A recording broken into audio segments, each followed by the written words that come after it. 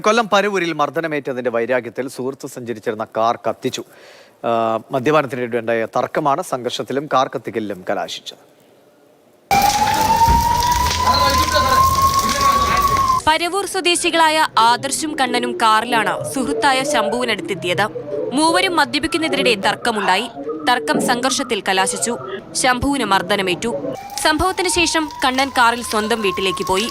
കണ്ണനെ പിന്തുടർന്നെത്തിയ ശംഭുവും മറ്റൊരു സുഹൃത്തും ചേർന്ന് കാർ തടഞ്ഞു നിർത്തി.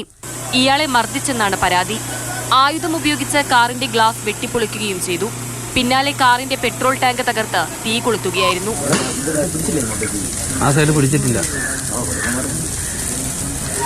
കാർ പൂർണ്ണമായും കത്തിനശിച്ചു. അറ്റകുറ്റപ്പണിക്കായി വർക്ക്ഷോപ്പിലെത്തിച്ച കാറാണ് കത്തിയത്. ഫയർഫോഴ്സ് യൂണിറ്റ് എത്തിയാണ് തീയണച്ചത്.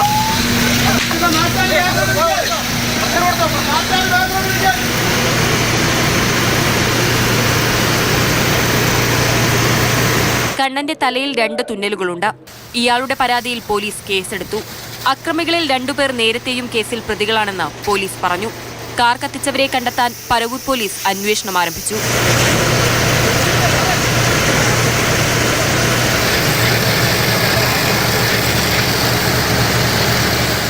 മാതൃഭൂമി ന്യൂസ്, കൊല്ലം.